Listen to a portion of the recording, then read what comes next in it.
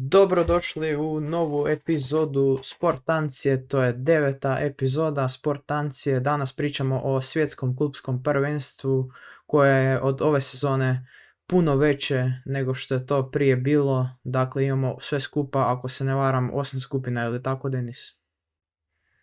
Tak je. U redu, dakle, mi smo danas zamislili ovu epizodu podcasta da proanaliziramo svaku skupinu, naravno malo pogledamo svaki klub iz svake skupine, možda njihovu vrijednost na Transfermarktu i naravno ako je to dostupno, jer čak ima i klubova za koje čak i nema dostupne vrijednosti, tako da zaista zanimljiv miks klubova, pogotovo ovi Brazilci, bit će zanimljivih utakmica. Pa da, slažem se. Pogotovo zato jer sad upumpamo dosta više para od FIFA, tak da vjerujem da će, Da. uglavnom vjerujem da će ovo svjetsko klubsko prvenstvo klubovi više shvatiti ozbiljno iz razloga jer je puno više novca, puno bolje su nagrade nego prijašnjih godina. Da, mislim, Iako se to možda ne čini na prvo. Mislim da će biti potaknuti i od strane vlasnika klubova, da jednostavno treneri moraju motivirati igrače i da se igra za ozbiljno. A i meni je format, čisto samo kao format, mi se baš dopada jer je to onaj isti format ako se sjećaš prije kako je bilo svjetsko prvenstvo. Dakle, prva dva kluba iz svake skupine idu dalje i nema nikakvog kompliciranja. Dakle, jednostavni format, osmina finala i do finala po jedna utakmica, samo što su sada u pitanju klubovi, a ne reprezentacije. Što će možda biti još zanimljivije, još kvalitetniji nogomet, jer ipak se igra na kraju sezone. Ali da, naravno, opet će se tu puno pričati o naporu igrača, ali mislim jebi ga, to im je posao, zato postoje. Oni svejedno ne prestanu trenirati prek ljeta, tako da ono. Aro, vidjet ćemo kako će to sve biti. Pa možeš ti početi sa skupinom A. Pa može, evo, prva skupina A, imamo Al Ahly, Porto, Inter Milan i Palmeiras. Naravno, i tu imamo Mesija koji je već i započeo utakmicu kao neka glavna zvijezda ove skupine. A recimo ovaj Al Ahly, egipatski klub, on totalno dominiraju Egipat i u prvenstvu. Koliko se sjeća, osvojio su jedno 46 ligaških titula od kad postoji Egipatska liga. Te su Da, također osvojili ligu prvaka, tako da... da, dvije moćne ekipe, ali ne smijem zaboraviti na najvrijedniju, ako se ne varam, da je najvrijednija ekipa Porto, jel tako? Trebao bi biti s oko 350 milijuna eura vrijednosti, dakle ipak su oni Europljani i mogu si priuštiti malo kvalitetnije igrače nego što to mogu nego što to može ostatak grupe. Ipak novci igraju bitnu ulogu, ali to je sve samo na papiru, kako bi se reklo. I naravno, za kraj samo moramo izdvojiti Palmeiras, koji je po vrijednosti, ja mislim da drugi klub s oko 250 milijuna eura vrijednosti, dakle 100 milijuna eura manje od Porta, ali naravno to su sve samo brojke, to je sve samo na papiru. Svi igraju samo jednu tekmu međusobnu i doslovno može se dogoditi bilo što. Mogu proći evo Al Ahly i Inter Miami, samo tako. Isto kao što se prije znalo događati iznenađenja na svjetskom prvenstvu reprezentacija. I Pa da, vjerojatno... se. Mislim da ova je jedna od rijetkih grupa u ovom klubskom svjetskom koja čak sve 4 momčadi imaju šanse za prolazak. Da nije neko 100% favorit za osvajanje grupe. To je za Najviše te prve dvije najviše, pozicije više, pošto prve pa dvije da, pozicije, da, nose u najviše top me 6. interesira kako će igrati ovaj Palmeiras, pošto ne pratim brazilsku ligu, tako da... Da, jako su vrijedna momčad, mislim 250 milijuna eura, ali računaj 250 milijuna eura južnoameričkih igrača, dakle iznimno jaka ekipa, ja bi čak njih favorizirao kao favorite grupe, mada Porto je kvalitetniji na papiru, ali sve je to relativno po meni, tako da moj neki favorit i ono, Joga Bonito, Palmeiras, ajmo. Jednostavno, mislim. No dobro, ništa, možemo proći mi na skupinu B, u kojoj su favoriti dosta jasni. Imamo PSG i Atletico Madrid, koji će se sukobiti već danas kad se ovo snima, dakle 15.6. u 9 navečer. Tako da tu vjerojatno im odgovara najbolje neki remi jednoj i drugoj ekipi, da ne bi bilo nekih iznenađenja, ali mislim da Botafogo i Seattle nemaju baš puno šansi, mada Botafogo Da, kao je preko 150 milijuna eura u vrijednosti, ali i osvojili su taj Copa Libertadores 2024. Tako da zato su se i kvalificirali. Tako. da, slažem se, mislim da je u ovoj grupi s vrlo velikom sigurnošću možemo reći da ono, će Atletico i PSG biti među prva dva mjesta, jer jednostavno mislim da ova dva preostala kluba nisu na nekoj razini s kojim bi mogli iznenaditi Atletico ili PSG. Da, Botafogo i Seattle jednostavno, da. A mislim, ne moramo ni govoriti o vrijednosti PSG-a i Atletico Madrida, tu smo već u milijardama, kako bi se reklo. Da. Tako da, mislim, PSG osvojio ligu prvaka, a možemo samo dalje na skupinu C. Dakle, ne očekujemo puno iznenađenja u skupini B, ali Botafogo ipak može iznenaditi. To neki komentar finalni. Moj, barem. Ne znam ako se slažeš. Ja sam svoje rekao. Ti si svoje rekao. Ništa, onda idemo dalje na još jednu po meni zanimljivu zapravo skupinu C, gdje imamo Auckland City, Bayern, Boca Juniors i Benfiku. Dakle, mislim da će se tu lomiti koplja za tu drugu poziciju, pošto Auckland City je, ne znam, ko da su stavili San Marino u grupu na svjetskom prvenstvu, evo, ne znam kak drugačije bi to rekao, tako da mislim da će... Ja sam pročitao da u tom klubu većina igrača u stvari imaju svoj neki posao s kojim preživljavaju, tako da je više onako amaterski klub nego profesionalan. Pa da, jedini predstavnik Oceanije, to jest australski predstavnik, pa ne znam, možda iznenade, nikad ne znaš, stvarno, nogomet, lopta je okrugla, igra se samo jedna tekma bez uzvrata, nema opraštanja, nogomet ne oprašta, tako da, a ništa, dakle, Bayern, Boca Juniors i Benfica će se boriti zajedno s Auckland Cityom za ta prva dva mjesta, očekujemo naravno Bayern vrlo vjerojatno da prolazi bavarski div, tako da. A za drugu poziciju, ajde ti prokomentiraj malo, Boca Juniors ili Benfica? Ili možda čak Auckland City? Pa sad, Boca Juniors, Benfica, ne pratim ta dva kluba, te dvije lige. Mislim da će to biti baš dobar meč. Da, mislim da će čak međusobno odlučiti, da će, pa ja se bar nadam da će biti dosta nadigravanja, da neće biti Da, i samo mali ispravak. Da će biti otvorena utakmica. Boca Juniors jesu iz Južne Amerike, ali su iz Argentine, samo mali ispravak tu kolega.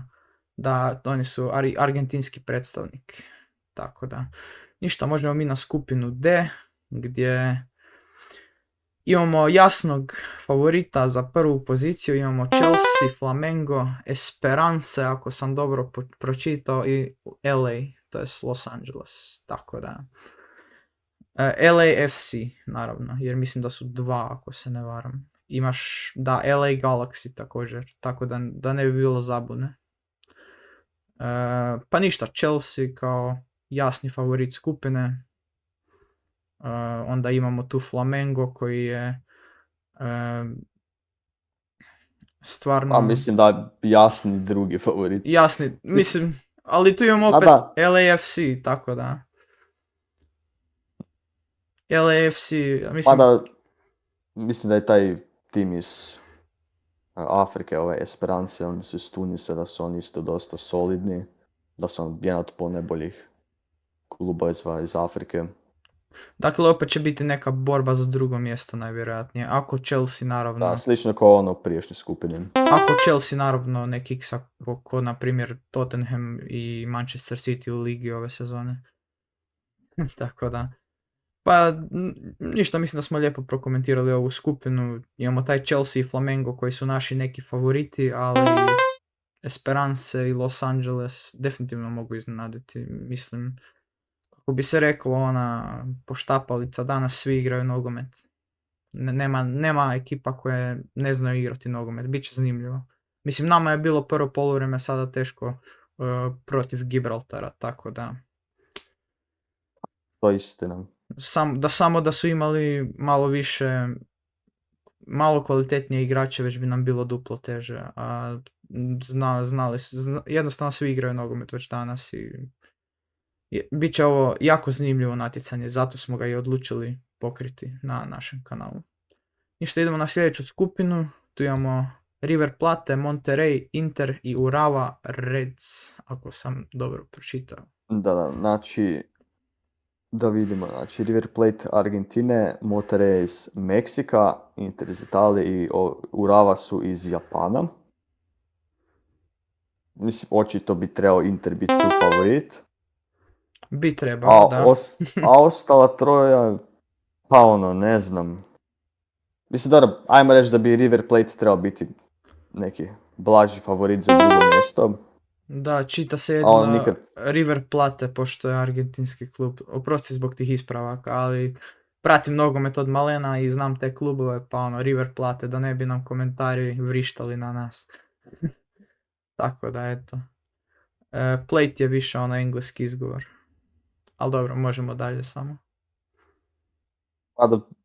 Zanima me čak najviše ovaj japanski klub, pošto oni Japanci su dosta solidni zadnje vrijeme na svjetskim prvenstvima. I općenito te azijske ekipe, mislim da imaju dobar mentalitet da neće odustati. Da, to možemo znati iz sporta, možemo povezati i sportom, da jednostavno nikad ne odustaju.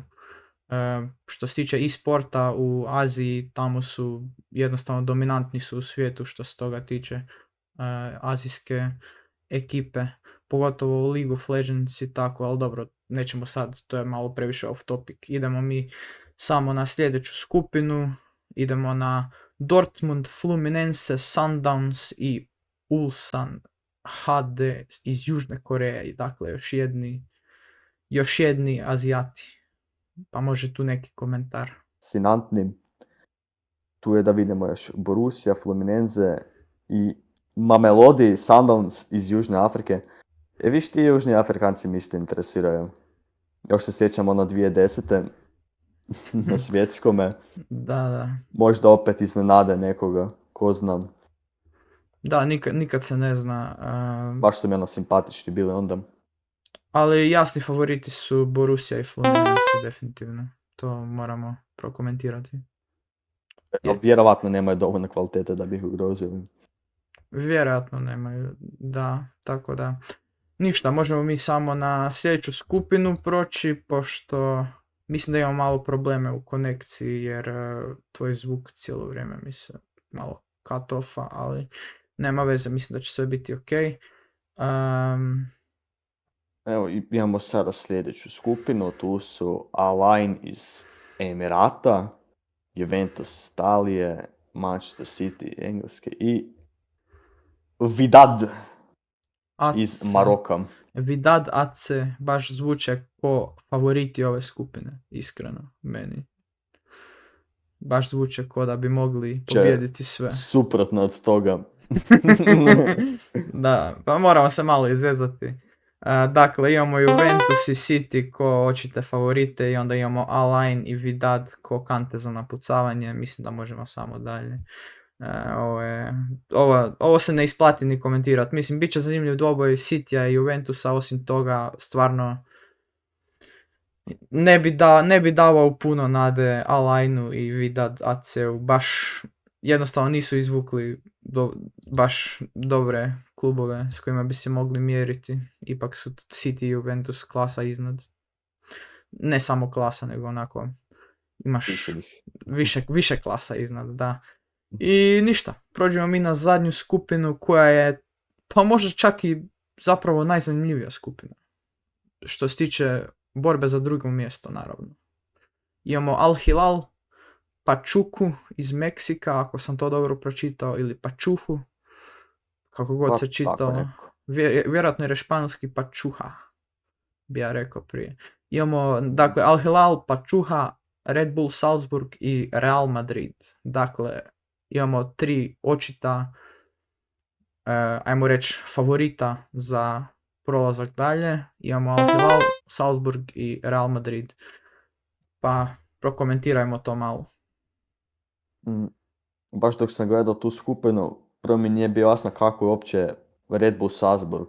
Prvo sam mislio da piše RB Leipzig, jer nije mi jasno kako se neki austrijski klub tu uspio kvalificirati. I onda sam pročitao da su bili kao 9. najbolje rangirani klub u UEFA-i.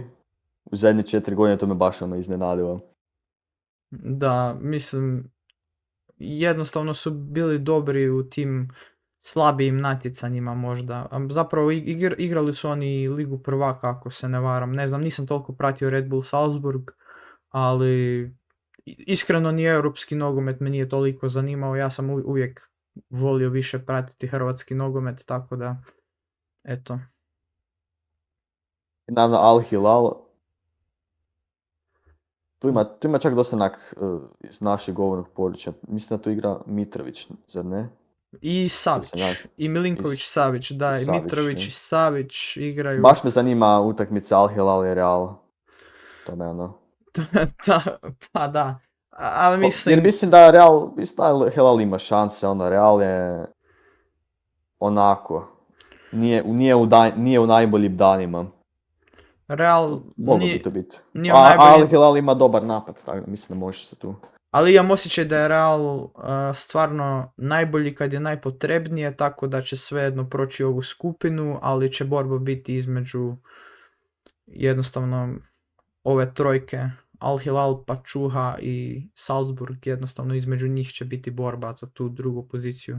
S tim da Pačuhi stvarno, evo, mislim, osvojili su CONCACAF ligu prvaka 2024. Tako su se kvalificirali, ali stvarno ne vjerujem da mogu parirati Salzburgu i Al Hilalu, tako da. Ništa, to su neke naše predikcije za ovo svjetsko klubsko prvenstvo. Nadam se da ste uživali u videu i to je bilo sve od nas. Pozdrav!